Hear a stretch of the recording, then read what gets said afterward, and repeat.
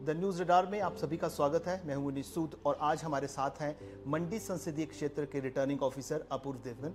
ये deputy commissioner मंडी भी हैं और आज हम इनसे चर्चा करेंगे कल जो चुनाव है उसकी तैयारियों को लेकर इनका क्या कहना है। सर, स्वागत है आपका द न्यूज रडार में। आप जानते हैं कल तो चुनाव है, अब उसकी एज ए रिटर्निंग ऑफिसर आप क्या हमारे दर्शकों को जानकारी देना चाहेंगे?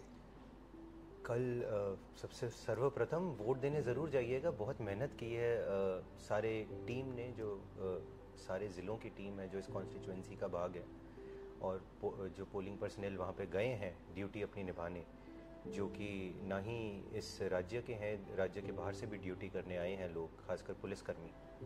तो उनकी मेहनत देखें। जो आपके नज़दीकी पोलिंग स्टेशन पे सारी सामग्री लेके गए हैं, भारी भारी इलेक्ट्रॉनिक वोटिंग मशीन्स लेके गए हैं, लंबे सफ़र तय करके गए हैं। तो हमारी मेहनत देखते हुए आप वोट देने ज़रूर जाएं। कितनी टीम है आपकी टोटल? 2213 इस पार्लियामेंट्री कॉन्स्टिट्यूएंसी में है और 1217 इस ज़िले में है।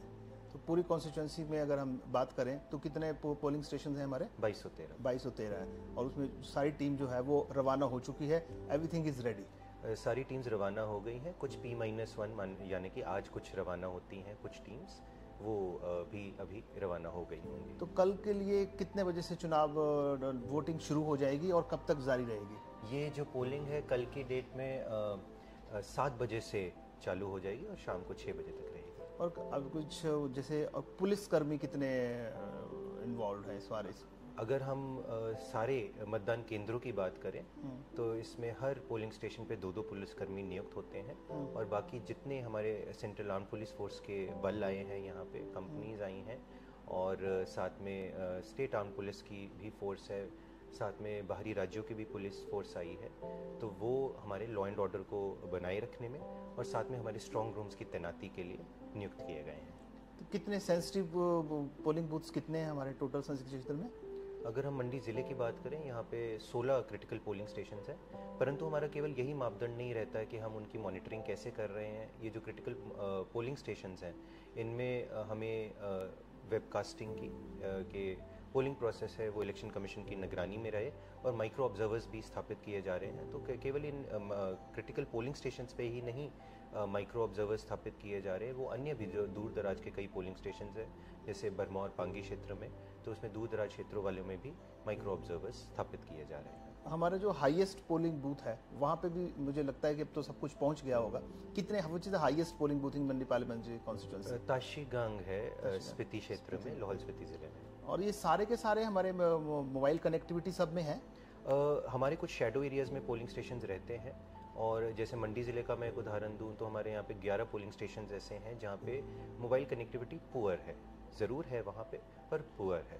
तो वहाँ पे हमें ज़्यादा एक कम्युनिकेशन का प्लान स्थापित करना पड़ता है, जो कि वायरलेस नेटवर्क से, रिपीटर टावर्स से और वायरलेस सेट्स के माध्यम से हमें जानकारी मिलती रहती है। हालांकि हमारा प्रयास ये रहता है कि जो वहाँ पे सिग्नल जिसका ज़्यादा अच्छे से आता है वो वाले मोबाइल कनेक्टिविटी के साथ हम टीम्स को वहाँ पे भेजें। ये जो मतदान है ये शाम को आपने कितने बजे? 7 बजे तक बताया? 6 बजे तक। अगर लाइंस लगी रहती हैं तो ये एक्सटेंडेड पीरियड रहता है? फिर मैं इसमें आप सबको बता दूं कि जो 6 बजे तक का टाइम होता है, कि अगर उस 6 बजे की अवधि के बाद वहाँ पे कोई मतदाता जाते हैं तो उनसे वे वोट नहीं दे पाएंगे। 6 बजे हमारी प्रक्रिया ऐसे रहती है कि हमारे प्रिजाइडिंग ऑफिसर पोलिंग स्टेशन के बाहर 6 बजे जाएंगे। जो कतार में व्यक्ति खड़े होंगे उनको एक पेपर स्लिप उनके द्वारा पकड़ाया जाएगा कि ये लोग हैं। उससे क्या होगा, जो जिनके पास वो पेपर स्लिप है और वो कतार में लगे हुए थे 6 बजे, वही वो फिर वोट दे पाएंगे। उसके बाद वाले जो भी 6 बजे के बाद जिनका आगमन रहेगा पोलिंग स्टेशन में, कतार में जो 6 बजे नहीं लगे होंगे वे वोट नहीं कर पाएंगे। किस तरह का प्रोटोकॉल है इस टाइम? जो पोलिंग बूथ्स हैं उनमें क्या प्रोटोकॉल फॉलो किया गया है? अगर हम पोलिंग बूथ्स की बात करें, जो हमारी कल टीम्स वहाँ पे गई हैं और जो कुछ पोलिंग स्टेशंस में आज टीम वहाँ जा रही है, वहाँ पे आज उनकी ड्यूटी ये है कि वो पोलिंग स्टेशंस को स्थापित कर रहे हैं। वहाँ पे पोलिंग स्टेशन को स्थापित करने में काफ़ी कदम रहते हैं, जो कि जिसमें सबसे पहला कदम है साइनेजेस में वे लगाते हैं कि जो पोलिंग प्रिजाइडिंग ऑफिसर कहाँ बैठा है, पोलिंग ऑफिसर 1, 2, 3 कहाँ बैठे हैं, वो सारी ड्यूटीज़ उनकी लगाई जाती है। कहाँ पे जो वोटर जो हमारा बूथ है जिसके अंदर हमारा बैलेट यूनिट लगता है, वीवीपैट लगता है, वो स्थापित उसका बूथ बनाने की स्थापना करनी है। साथ में वो जो अश्योर्ड मिनिमम फैसिलिटीज़ हैं वहाँ पे उनको चेक करते हैं, वेटिंग एरिया स्थापित है नहीं है, ये सारी चीज़ें वो चेक करेंगे।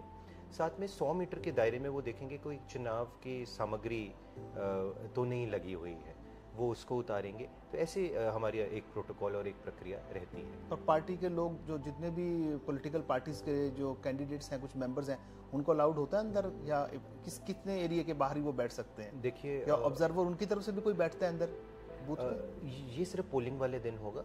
हर पार्टी या कैंडिडेट द्वारा एक पोलिंग एजेंट नियुक्त किया जाता है। उनको बकायदा एक आईडी कार्ड इशू होता है। प्रिजाइडिंग ऑफिसर के पास जब ये सुबह आते हैं, वो उस आईडी कार्ड को चेक करते हैं, आईडी कार्ड के जारीकर्ता के सिग्नेचर मैच करते हैं अपने कागज़ जो उनके पास होते हैं उससे, और फिर उनको अंदर अलाउ करते हैं। और वो आराम से वहाँ पे बैठ के पोलिंग का प्रोसेस, उस polling without any disturbance to the entire process, वो उसको ऑब्जर्व कर सकते हैं। और इस तरीके से एक पोलिंग एजेंट के प्रेजेंस का भी एक प्रोटोकॉल रहता है। कोई इस तरह के दिव्यांगों के लिए या महिलाओं के लिए कोई विशेष पोलिंग बूथ्स हैं, ऐसा कुछ नहीं है? उनके लिए नहीं है, बट उनके द्वारा स्थापित ज़रूर है। अच्छा। हमारे सारे राज्य में in fact women managed polling station होते हैं। तो हमारी विमेन अधिकारी, कर्मचारी, इनकी इनके पोलिंग स्टेशन हर असेंबली सेगमेंट में स्थापित किए जा रहे हैं। ये they are comprised entirely of महिला अधिकारी, कर्मचारी। सिमिलरली पीडब्ल्यूडी मैनेज भी होते हैं। जैसे मंडी ज़िला का उदाहरण दूं तो यहाँ पे एक पीडब्ल्यूडी मैनेज पोलिंग स्टेशन एक सुंदरनगर में होगा, एक मंडी में होगा। तो ये अधिकारी, कर्मचारी वो इलेक्शन की एक स्पिरिट को कि हम भी इसमें सहभागिता रखेंगे, वो इस ड्यूटी को करने आते हैं। साथ में यहाँ पे यूथ मैनेज पोलिंग स्टेशन भी हैं। ये यूथ को इनकरेज करने के लिए होता है। आपने हो सकता है कल डीसी मंडी के फेसबुक पेज पे भी देखा हो, इनके जो अपील्स हैं, इन पोलिंग पर्सनल के जो मैसेजेस हैं, हम यूथ वोटर्स और हर एज ग्रुप के वोटर्स को पहुंचाने की कोशिश कर रहे हैं कि वो कह रहे हैं कि हम इनकरेज करते हैं कि सारे यूथ वोटर्स वोट करने आएँ, यंग वोटर्स वोट करने आएँ। तो इस प्रकार से पोलिंग स्टेशंस, खासा पोलिंग स्टेशंस भी तैयार किए गए हैं, जिसमें एक खास प्रयास मंडी ज़िले में किया गया है, वो एक ग्रीन पोलिंग स्टेशंस का। अच्छा, ग्रीन पोलिंग स्टेशन। कितने इस बार बढ़ोतरी हुई है, मतलब नए वोटर्स कितने आए हैं मंडी संसदीय क्षेत्र में? अगर मैं केवल 18 से 19 वर्ष आयु के व्यक्तियों की बात करूं, और मैं अभी केवल मुझे मंडी ज़िले का आंकड़ा याद है, तो 47,000 18 से 19 हाँ फर्स्ट टाइम वोटर्स हैं, जो क्योंकि हमारा आखिरी पिछला चुनाव जो हुआ था 2022 में हुआ था, उसके बाद बहुत सारे वोटर्स हैं जो अभी 18 वर्ष के उसके बाद हुए हैं, ये पहली बार वोट करेंगे। और बहुत एफर्ट ना ही मंडी ज़िले में बट अन्य ज़िलों में भी हुआ है कि फ़र्स्ट टाइम वोटर्स को उनको आइडेंटिफाई करके हमारे पंचायत के रिकॉर्ड से, हमारे एमसी के रिकॉर्ड से इनको आइडेंटिफाई किया जाए और इनको मोटिवेट किया जाए कि आप एनरोल करें एज अ वोटर, और साथ में ही 1 जून को वोट भी करने आए। तो चलते चलते बस ये बता दीजिए टोटल वोटर्स कितने हैं, और हम चाहेंगे कि बस एक अपील भी आप सभी से कर दें, क्योंकि मुझे लग रहा है कि काफ़ी मेहनत प्रशासन ने की है, इलेक्शन कमीशन ने भी काफ़ी मेहनत की है लोगों को अवेयर करने के लिए कि उन्हें कल छुट्टी नहीं मनानी चाहिए और पहले वोट देना चाहिए, उसके बाद वो जहाँ मर्जी जाए। तो पहले नंबर ऑफ वोटर्स बता दीजिए आपको, महिला पुरुष, और एक अपील हमारे दर्शकों से कर दीजिए। हमारे जो कुल वोटर्स हैं 13,77,000 के अधिक। इन वोटर्स में हमारी रेशो लगभग 50-50% की मेल्स फीमेल्स की है। मेल वोटर थोड़े से ज़्यादा है। इन सारे वोटर्स में से अगर हम देखें तो 13,113 वोटर्स हैं सर्विस वोटर्स। ये हमारे आर्म फोर्सेस के लोग और उनके परिवारजन हैं जो देश के विभिन्न कोनों में हैं, और इनको electronically transmitted postal ballot system के माध्यम से इनको वोट भेजा गया है। हर दिन हमारे पास vote by post in service voters के आ रहे हैं।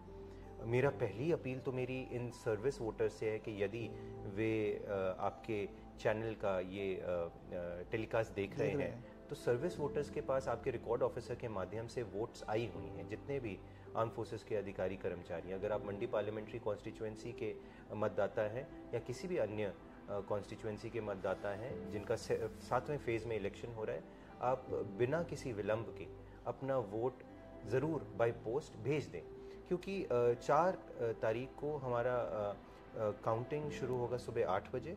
उससे पहले जो हमें पोस्टल बैलेट आ जाएगा वो उसकी गणना की जाएगी। उसके बाद अनफॉर्चुनेटली जो हमारे पास आएगा हम उसको काउंट में नहीं ले पाएंगे, और इसलिए बहुत ज़रूरी है कि आप बिल्कुल ही तुरंत बिना विलंब के आप अपना वोट एक्सरसाइज करके पोस्टल बैलेट हमें बाय पोस्ट भेज दें। साथ में मेरा जैसे कि आपने भी बोला मनीष जी, बहुत मेहनत की गई है, और ये एक चुनाव कराने के लिए मुझे लगता है हमारी टीम की पिछले 7-8 महीने की मेहनत है, और ये इसमें काफ़ी बैकग्राउंड पे मेहनत चल रही होती है जो, और इतने स्ट्रिक्ट प्रोटोकॉल्स होते हैं, तो that takes a lot of time, that takes a lot of effort कि हम एक फेयर तरीके से चुनाव करा पाएँ, और उसमें बहुत समय जाता है। कुछ ही चीज़ें होती हैं जो आपको दिखती हैं, जैसे कि हालांकि हम पॉलिटिकल पार्टीज़ और कैंडिडेट्स को सारी गतिविधियों में हमारी इन्वॉल्व होते हैं सारे इस प्रोटोकॉल के हिसाब से, परंतु मुख्यतः दिखता है जब पोलिंग पार्टीज रवाना होती है, मुख्यतः दिखता है जब पोलिंग स्टेशन स्थापित होते हैं और आप जब वोट करने जाते हैं। पर उसके पीछे मैं आपको ये बता दूं 7-8 महीने का एफर्ट है, स्टार्टिंग विद आपके इलेक्टोरल रोल को रिवाइज करना, नए वोटर को ऐड करना, कोई वोटर किसी की अगर मृत्यु हो गई उनको डिलीट करना। तो ये 7-8 महीने से एफर्ट चल रहा है हमारे इलेक्शन कर्मियों की मेहनत देखते हुए और अपनी ड्यूटी समझते हुए, because voting is not only a right, it's also a duty. आप कृपया वोट करने 1 जून को ज़रूर आएँ, समय से अपने मतदान केंद्र पहुँचें ताकि आपको वोट करने का आपका मौका मिले। और हम पूरी मेहनत से फेयर तरीके से हमने मेहनत की है कि वोटिंग हो ताकि एक आपका चुनिंदा रिप्रेजेंटेटिव लोकसभा में जा सके। हाँ, काउंटिंग सेंटर कहाँ है? काउंटिंग कितने बजे स्टार्ट होगी और रिजल्ट कब तक एक्सपेक्टेड होंगे? देखिए, हमारी काउंटिंग आपको पता है मंडी पार्लियामेंट्री क्षेत्र 17 असेंबली सेगमेंट्स में बटा हुआ है, जिसमें दूर दराज के क्षेत्र काजा है, पांगी है, जो एक ही असेंबली सेगमेंट में भी 2 हिस्सों में फिर उस प्रकार से बटे हुए हैं। तो हमारी 1 तारीख को पोलिंग के साथ साथ ये सारी EVMs जो हमारे काउंटिंग सेंटर्स है 17 असेंबली सेगमेंट्स के, वहाँ पे ये मूव किए जाते हैं स्ट्रिक्ट सिक्योरिटी प्रोटोकॉल के साथ, और ये फिर स्ट्रॉन्ग रूम में सील कर दिए जाते हैं। और इसकी पूरी वीडियोग्राफी, पूरी security, central arm police force इसको, और 3 टियर सिक्योरिटी के साथ वो रहती है। 4 तारीख को काउंटिंग फिर इनकी शुरुआत होगी। हमारे 17 काउंटिंग सेंटर्स EVM के हैं, जो AROs द्वारा जहाँ पे काउंटिंग की जाएगी। साथ में हमारा एक पोस्टल बैलेट का है, जो मंडी पार्लियामेंट्री कॉन्स्टिट्यूएंसी के जितने पोस्टल बैलेट है वो सारे कॉन्स्टिट्यूएंसी से, सारे ज़िलों से मंडी स्ट्रॉन्ग रूम में जमा हो रहे हैं रेगुलरली, और इनकी काउंटिंग 4 तारीख को सुबह 8 बजे सब जगह आरंभ कर दी जाएगी। और जल्द से जल्द मुझे लगता है दोपहर के बाद जल्द से जल्द हम काउंटिंग प्रॉपरली करके एज पर प्रोटोकॉल हम फिर रिजल्ट्स रख पाएंगे। सर, आपने हमें समय दिया, हमसे बातचीत की, आपका बहुत बहुत धन्यवाद। Make sure to press like and drop a comment. Please don't forget to subscribe to the News Radar.